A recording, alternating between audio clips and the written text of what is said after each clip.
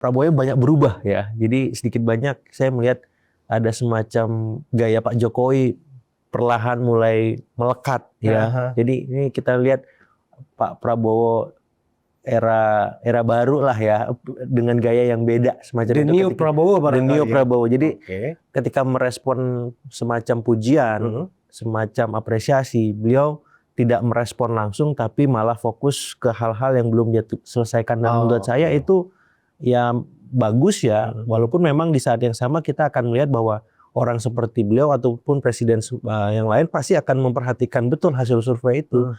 Karena itu sebagai salah satu indikator penting bagaimana publik merespon hasil kerjanya kan Bang. Jadi kalau misalkan respon beliau seperti itu saya kira bagus, positif, sehingga para menterinya tidak keenakan Bang, tidak terlena dengan hasil positif tadi, malah kalau bisa lebih bagus lagi. Kalau sudah dapat B+ dari Kompas, kalau bisa next 6 bulan kemudian dapat A atau bahkan A+ tadi yang kita bahas. Jadi ini penting karena Pak Prabowo saya lihat tidak mau juga anak buahnya terlena, dan mindset military way itu saya kira hari ini memang sangat kuat melekat, dan setiap ada semacam pelanggaran kemudian kesalahan para pembantunya, Pak Prabowo bahkan pembantunya, kita ambil contoh Mas Teddy gitu ya, Mayor Teddy itu langsung memperingatkan agar menterinya berbuat sesuatu supaya bisa meredam gejolak publik di bawah. Pertama, saya berharap Pak Prabowo itu juga punya survei di internal, Mas.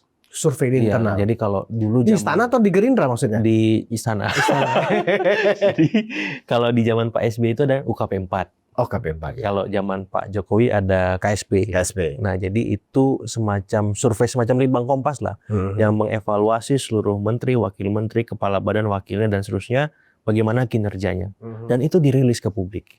Menurut saya itu sebuah gebrakan luar biasa kalau Pak Prabowo fair dengan kinerja para pembantunya. Ini loh tim saya. Nah, selama ini survei itu hanya ada di internal kabinet ataupun istana ya.